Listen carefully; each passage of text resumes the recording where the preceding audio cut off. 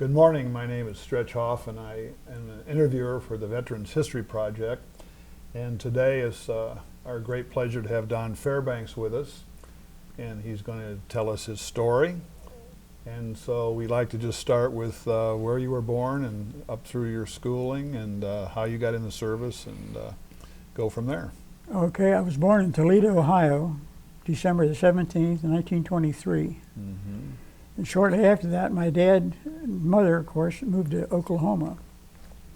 And he worked in the oil fields after we were out there for a couple of years. Anyhow, he came back to Cincinnati. He'd never been here before. So he came back to Cincinnati, and I've lived here the rest of my life.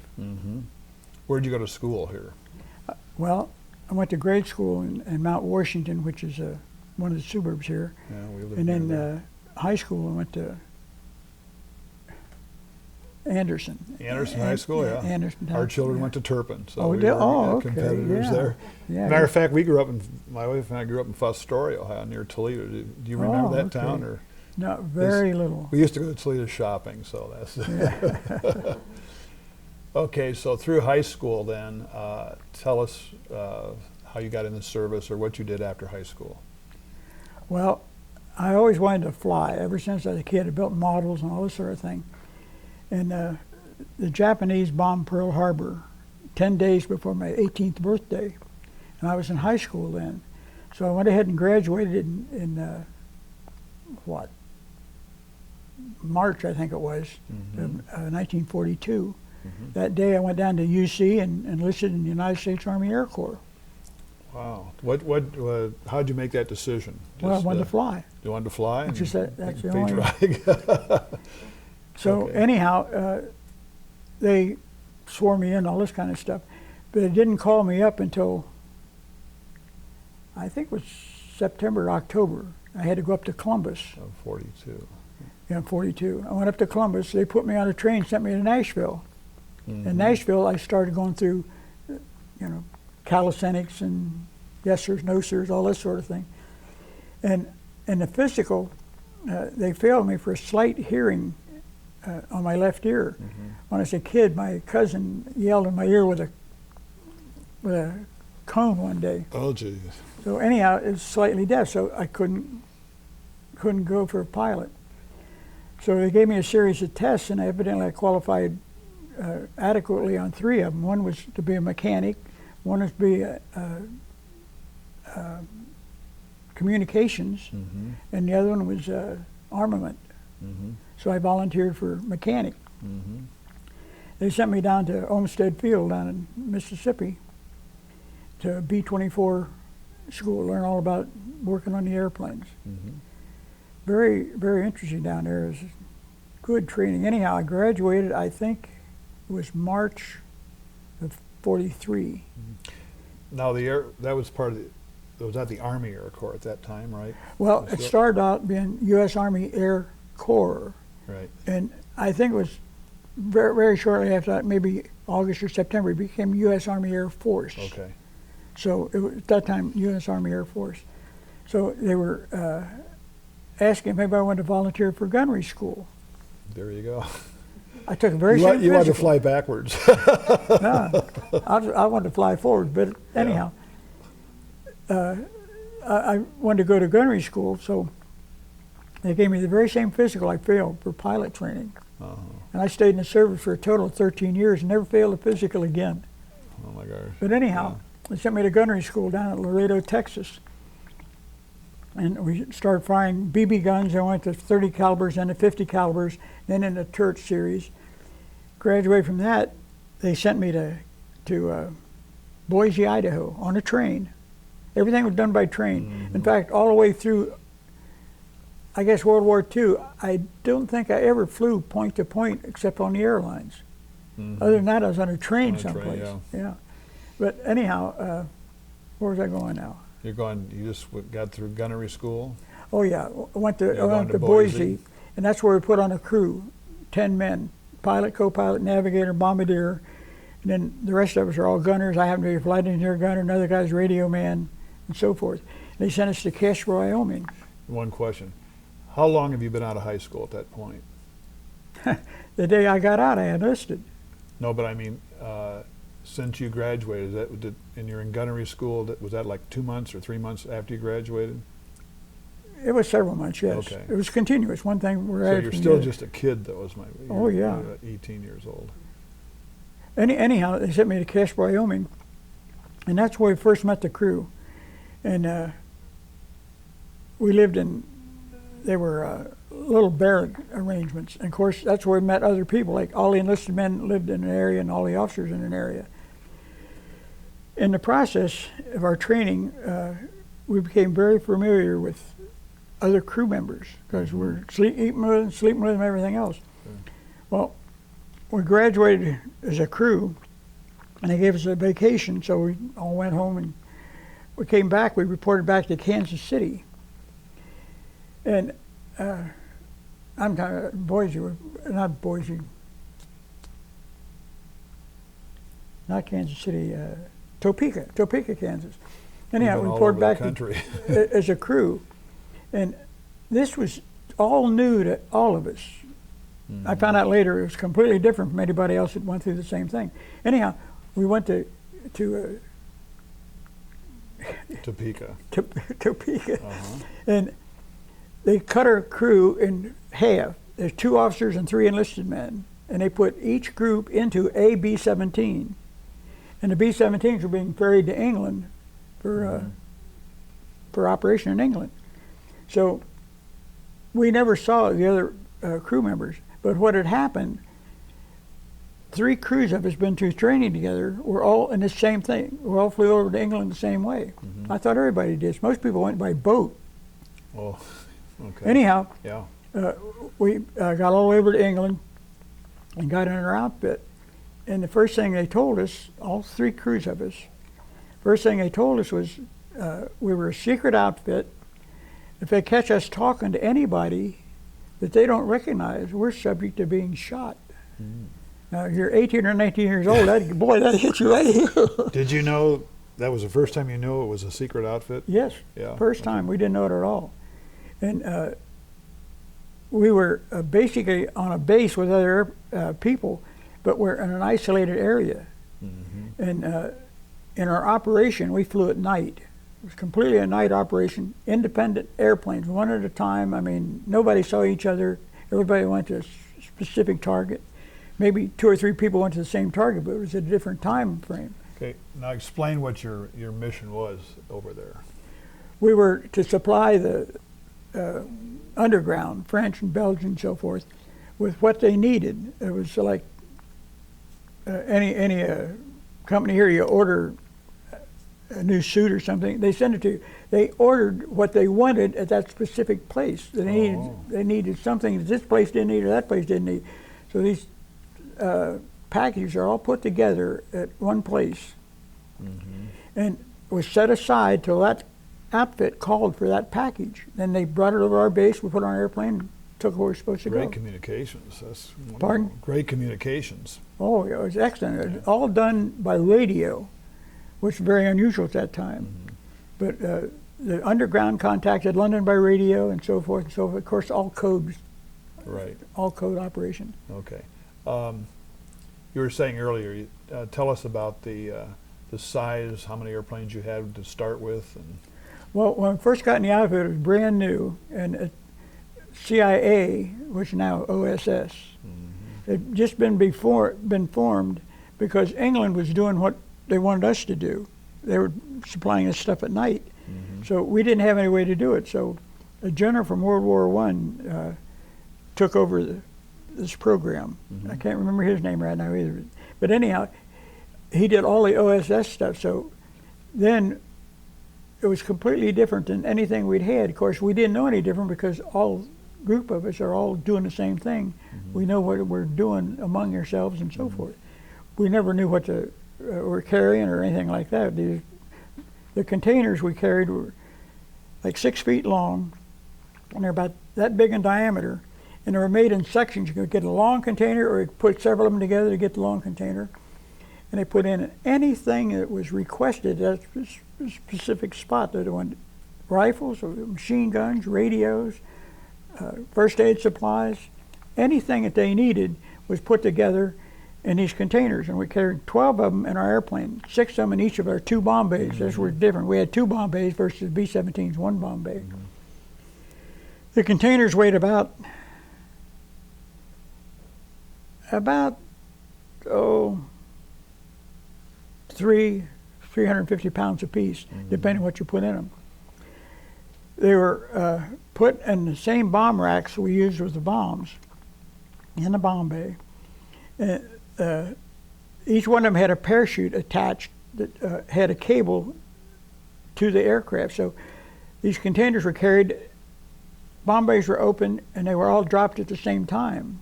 And as they dropped, it pulled the top off the parachute. Now we made our drops, if we're dropping to the people on the ground, about maybe 300 or 400 feet off the ground.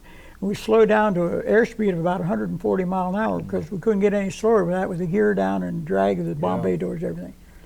So they have a group on the ground. There'd be 3 people with flashlights. And the navigator would work his way to get to where they're supposed to be. And they would line up the 3 flashlights, 1 on that end and 2 on this end. And this end here is on the end that we approach from because we want to go into the wind. And this last flashlight, last guy was the one. That's where you're going to drop right there. Pardon? Of the 3 flashlights, you had the 2, and then the one. We're supposed to try to drop between them. Okay.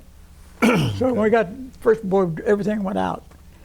How much area was there, would you say, between the flashlights? I mean, a couple hundred feet. Yeah. So you're really doing a lot of pinpoint work there. Well, it's all we can see and always close. I mean, we can't even see them till we're probably 2 or 3 miles from where they are. Yeah.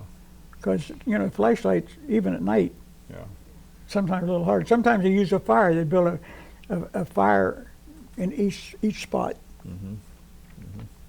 But it was different. Every mission was different in that we went back to some of the other places once or twice, but I never ever recognized being back to any place. Because all the dark. Yeah. Now, is the crew about all the same age? Not really. I think I was probably the youngest of the crew. But we're both in our very early 20s. Yeah. The younger ones. The pilot had started training in a B-17, and something had happened physically. I don't know what it was. He went to the hospital. So when he came out, they put him in a B-24 as a crew member in a B-24. So he basically had more initial pilot time than most of the pilots did in that equipment. So we were fortunate in that respect. But other than that, all the rest of us had gone through basic training and step by step to where we were. Tell us about your experience. You said earlier about when you first were starting your training, where you were sitting in a dark room. Oh, yeah. Tell us that. Well, it's hard to realize that your eyes are fantastic, especially at night. And I'm talking about dark night, like if you're in a deep woods or something. All of our missions had to be flown in moonlight, so we had to, the full moon was our target. And we could go maybe a week either side of the moon, and we didn't fly at all. Weather could stop those flights also. But this room, they took us and put us in a dark room. I mean, just to go in and sit down, and you couldn't see a thing. You're sitting there. It takes about 20 minutes for your eyes to adjust to something like that. Pretty soon, on the far wall, you start seeing something. Couldn't quite figure out what it was. A little later, it's a frame, picture frame. You keep looking at it, pretty soon it's got diagrams on it. Well, it turns out they're like the letter C, and they're all pointed in 4 directions. At first, it just looked like circles, and pretty soon you're sitting there, it's just like, you can see that wall over there. But it's just perfect, exact, everything is very distinct. And our night flying, we generally took off like an hour before dark. I mean, an hour after dark. So by the time we got to France, flying out of England and everything, it would be night. Sometimes we'd take off shortly after sundown, but generally it was pretty dark when we took off, depending how far we're going. So from the whole trip then, from that point to the point we got back, there's absolutely no light anywhere except the moon. And you were really amazed at how plain you could see. And you could see things at night like that. one of the things that I generally mention to people, we're coming back one night. Now we're low. We're only flying like 1,000 or so feet off the ground. There's a long railroad track.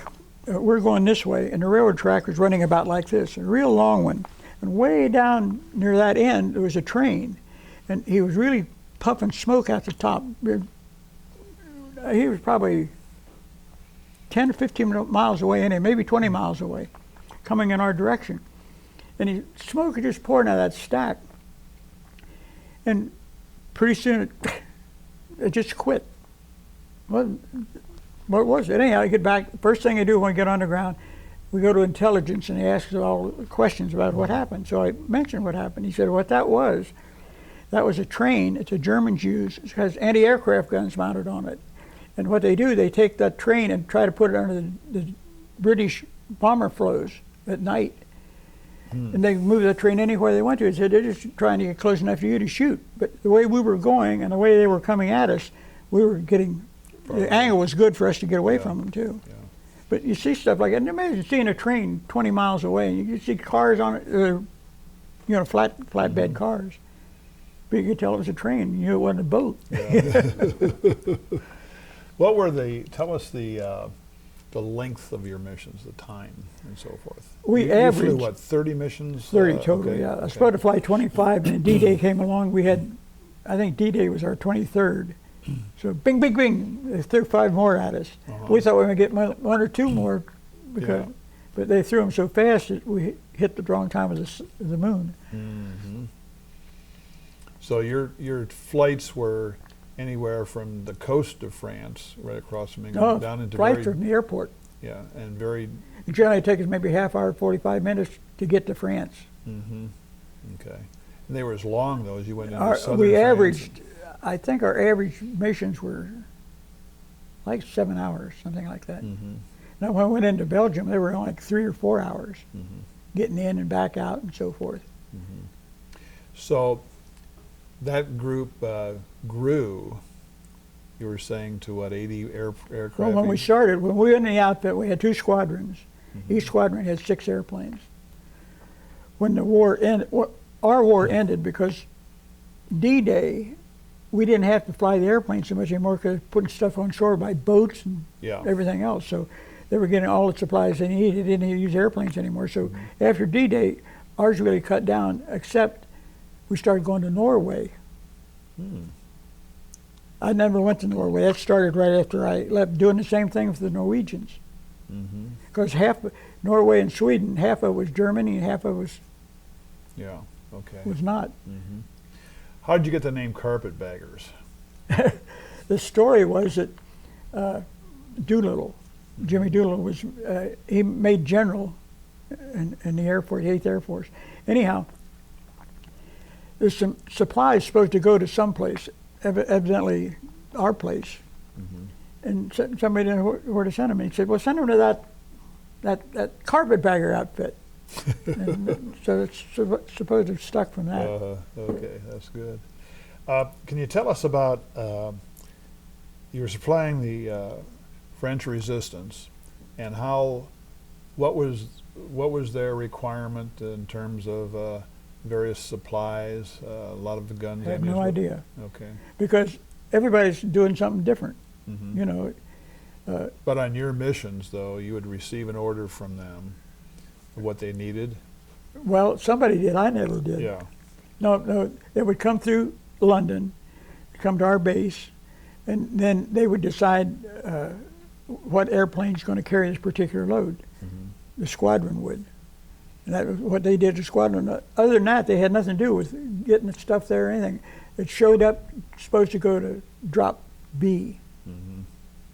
So it's set there to go to drop B when they asked for it. Okay.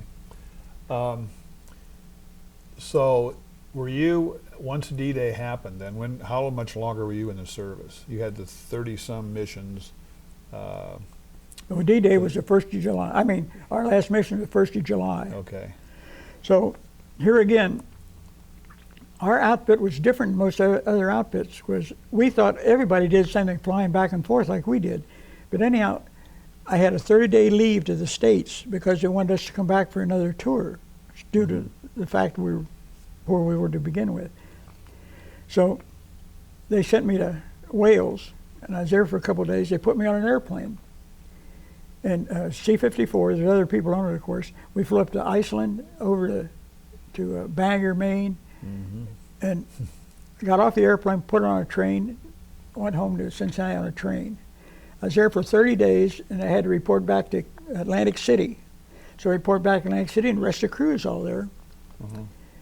We were supposed to fly back to France, or back to England again, but they made a real good decision. They decided the officers go, enlisted stay home. Really? So the officers left. But I thought everybody, like I said, everybody flew back and forth. But most people went by boat, and they take like 5,000 to 6,000 people on a boat. Yeah. For what, a week each way or something? So anyhow, it was a different operation in so many ways. Now, you received a great honor, which is the French Legion of Honor medal. Could you tell us about that? And don't be humble. It's a very good. Oh, it's a surprise. You know, our outfit, our squadron outfit, we meet like once a year. Sent a letter to everybody. About, I think there's 68 of us still left, something like that. Sent a letter to everybody that was an aircrew member that somebody wanted to know about what we did. Somebody that came from France, did it? Yeah, somebody. Okay. Well, it came from France, but our question was, somebody in France wants to know about the operation. So I sat down and started putting some stuff together and sent it to them, and they sent the medal back, a beautiful medal. But I was completely surprised. Everybody asked me, what do we do to get it? I have no idea, because I like it. You like it? Yeah. That's a beautiful medal. And it's my understanding that up until that point, well, the medal was this inaugurated by Napoleon? Does it go back that far? Only the French. Only the French get it, right? Yeah. Okay. In 1965, I think it was, when the French started giving it to Americans only, not Canadians or anything, Americans only, that helped do something that helped France during World War II. Okay. That's fantastic. Well, we dropped tons and tons of stuff. Yeah, to 'em. you helped a lot, that's for darn sure. I mean, yeah. things that really made it important, like guns and, noisemakers. Yeah. Do you have any stories about the war you'd like to tell us? Oh, I don't know. Every trip was a different story. It's kind of hard to separate one from another. Yeah. But you were saying earlier that I think you said that the number of airplanes grew to 84 in your unit, and what you had 24 lost or something like that. No, I think it said 18 were shot down and 45 crashed. Yeah, okay. And the reason they crashed is the low operation all the time. You're flying over terrain that is not absolutely level. Maybe your drop zone is level, but maybe high on the other end or high on this end. Some people got too low too early, or too low too late. Yeah. Well, 1,500 feet is only like but 5 football fields. Don't forget, we're down to 300 or 400 feet. Yeah. Now, we drop people too. We call them Joes. These are men and women. They were basically spies. They're trained to do a specific job. We had on a B-24, it has a gun turret was in the belly. The gun turret was taken out, and that hole was called the Joe hole. That's where the people would sit on the edge of it with their harness on. Now, we dropped them like maybe 800 feet above the ground. But we had a dispatcher. One of the crew members was a dispatcher. He was in the waist all the time, back where this hole was. The one supposed to drop, he'd sit there with his legs hanging in that hole. He had a parachute harness and all the stuff he had on it. Besides, the way he was dressed, his basic clothes were what he needed when he got on the ground so he could mix with the people. But he had all sorts of, he had guns and money and stuff he'd need when he got on the ground. Then he had clothes over the top to keep it all together, and all this was under a parachute.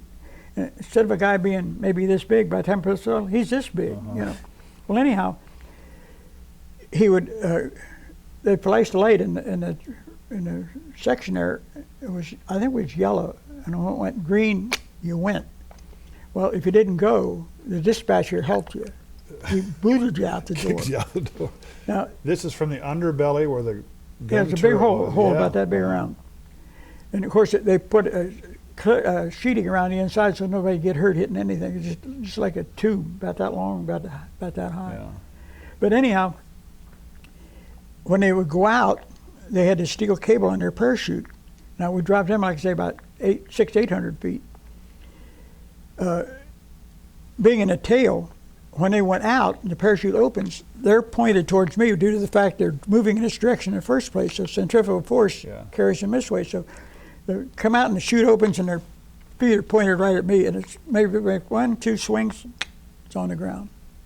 I can't believe, it's hard to believe that a chute could open that quickly, 600 Boy, feet. it yanks the whole top off the chute the way it's Yeah. made. This cable just pulls open, so when it's open, the chute just has nowhere to go. It just goes out. And you were dropping spies. Yeah, well, everything they needed. Yeah.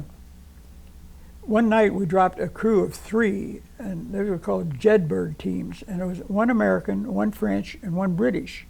And these were guys that were trained in espionage, really trained in espionage. And they were dropped to help a new outfit get organized and what they need, how to use it, and stuff like this. We only dropped 1 of those. I think altogether the whole squadron dropped like 130, 40 teams like that. Wow. But we only dropped 1. It was right near the end of our missions. On the crashes that your squadron had, were they rescued or they were just No, all belonged to killed? Germany. Yeah. No, most of them were killed. Some of them carried 8 crew. They were all killed. Some 3 or 4 killed. Some survived. Those that survived generally end up in concentration camp. The thing was that our outfit had more monuments erected to it, the carpetbaggers, than any other American outfit in France. And the reason being that what they do, of course, when the war ended, is when they started gathering this stuff up, where an airplane had crashed, they would take pieces of the airplane, propellers and stuff like this, and make a monument. And they had all the crew numbers, names on it, and where they were from, and so forth. So the resistance would do that. After the war, After the war, Yeah, the people themselves, they had a big piece of B-24 in their backyard. They cut pieces off of it and Yeah. That's they amazing. erect these monuments. And I think it was like 16 or 18 just to our little outfit. Wow. That's fantastic. Okay, so what happened then in your career after after D-Day, and you came home and on leave in Cincinnati? Then you didn't go back over there, or? Well, when the war ended, I was based down in Texas, and I was crewing a B-25 bomber. It was a Navy base. I mean, a Navy base. It was a base for instrument navigation. So I was a crew chief on one of the airplanes. I flew in there all the time with the pilots. Well, anyhow, the war ended, and I was working with this one master sergeant. He said, "Do you have a place to go to now?" I said, "No." He said, "Well, you ought to think about enlisting because everybody don't have a place to go to." He said, "It's going to be rough finding a job." So it sounded good to me, so I enlisted. It was a 3-year term. And I enlisted, I got married, and I was trained. How old are you at this point? Like 21 or 22? 22. 22. 22. I was over and back in the States before my 21st birthday. What So, an experience. You're still a kid. of course, at that time we had to be 21. I always tell everybody when I first went in the service, we used to get paid $21 a day, once a month. Yeah, I was going to say $21 a day was pretty good. Yeah, once a month. Okay. So you enlisted and you said you got married. Tell us about where you met your wife. Well, there's a girl I went to high school with, lived a couple of doors down from us. she knew a guy from Kentucky. Eventually they got married. Well, anyhow, this guy from Kentucky, this was his wife. I mean, his daughter, his sister. I get it. His sister. And so she wanted us to meet. So we started communicating with a paper, because I was in England at the time and stuff like that. Because you'd re-enlisted, so you're back. Yeah, Okay. well, I came home, and I first met her when I came home. Okay. We dated. She was working as a nurse, she was learning to become a nurse at one of the hospitals. So anyhow, about 2 years we got married, and then we had 3 children. And the thing was, when I was young, growing up, I had a brother, 2 sisters. My brother was 4 years younger than I was. One sister was 7 years younger, another one was 13 years younger. So consequently, my mother had kids under her feet all the time. So Pat and I talked it over, and we thought it'd be best if we planned our family a little better, you know. So we worked it out. We had 3 kids, and they were 1.5 years apart. So in 3 years, we had 3 kids. You did it, yeah. And it worked out great, because as we got older, the kids grew up, we could do something. Yeah, they were gone. It worked out great. So when you were in the service then 3 more years. Okay. And I re-enlisted again and again. I ended up, I was in for 13 years. Oh, okay. In that 13 years, I always wanted to fly, as I mentioned before, so I started going to smaller airports, getting time, and the GI Bill really helped. They paid for the flying time. I went ahead and got my commercial certificate, instrument rating, multi-engine rating, all this sort of stuff. And so consequently, where I was based someplace, I could go to the local airport and work as a flight instructor. So almost everywhere I went, my spare time was spent at the civilian airport flying airplanes. We had gone to China. We'd gone to Japan. We got transferred over to Japan. And I was a flying crew member then, so if you're flying crew, you stayed a year and then you came home. But at the time they came up with something, if you had 3 kids less than, I think it's 6, 8 years old, something like that, you could volunteer to get off flying status and bring your family over. So I thought that would really be great to take the family to Japan. Oh, yeah. So we did. I got off flying status, and they gave me a crew. I had like 16 men. What we're doing, bring the airplanes up to standard. They could fly on a mission, come back, something broke, we'd fix it. I had 2 crews.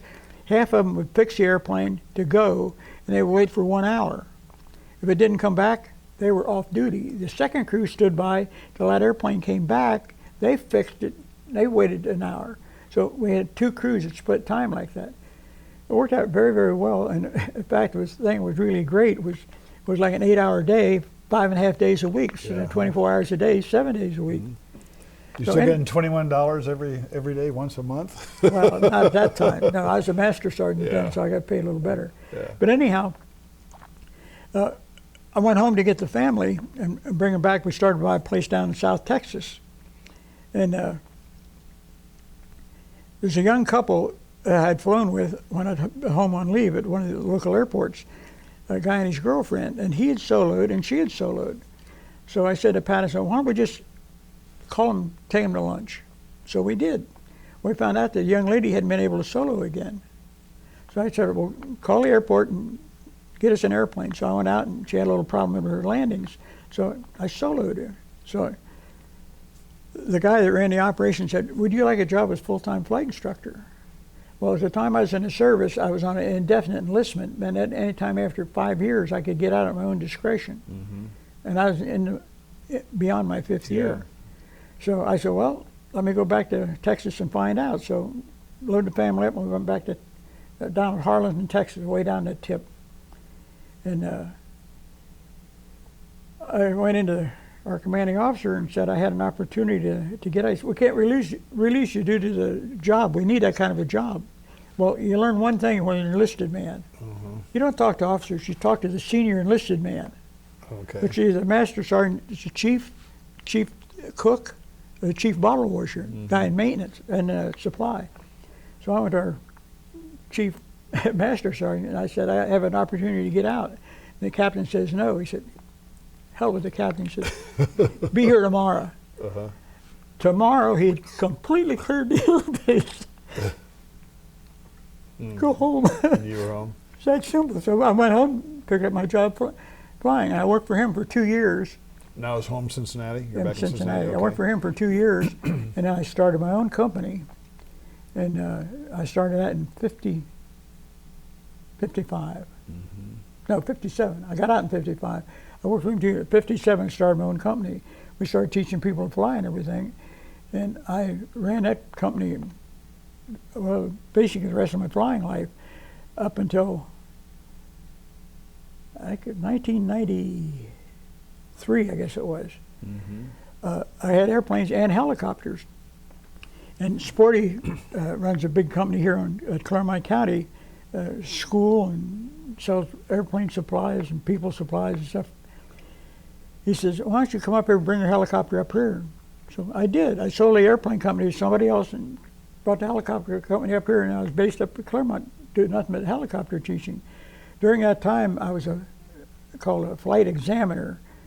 It meant that I flight tested people for their additional ratings, licenses, and so forth. And, I had been a flight examiner for, I guess, right at 40 years down at Lunken Airport. So I moved out here. Since he has a flight school, I had the helicopter. I sold the school. I dropped all my examiner ratings for airplanes, just kept them in for helicopter. So I kept that up till we got out of the helicopter business. And you have about 33,000 flying hours, is Yes. 5,000, I was in the military as a flight engineer, and the rest of it as a pilot, civilian pilot. That's amazing. That's a couple ups and downs. That's great. Takeoffs and landings I'm referring to. So now what are you doing for your life's work here? Are you Just enjoying myself. totally retired? Well, you deserve it. Yeah, I have an airport office here on the field. I go in there 7 days a week. Part of the time I do exercise. Every day I walk around, get out of the rain, all that kind of stuff. So I try to walk every day. Some days I'm lucky, some days I'm not. Then I play on the computer and just, Oh, good for you. well, I enjoy life. I really do. No, that's good. That's terrific. Okay, well, you have an interesting story. I just love it. And, Well, I think everybody has an interesting story, and they're all different. I don't think mine's as interesting as yours is. You've lived here, so you may think that, but somebody else won't. Yeah. Okay, well, we certainly thank you for taking the time to tell us your story, and thank you for your service, and as just a tremendous life that you had, and wish you well your next 90 years. Well, I really enjoy my life. I can't say I've had an excellent wife all that time, too. That's key. We've been married 67 years. Wow. No, 67 years. Wow, that's good. Same wife I all have- that time. Yeah, I have the same wife. I have a few years to go to catch the 67. But thank you very much. Well, thank you for We really asking. Enjoyed appreciate talking it. to I you. loved it.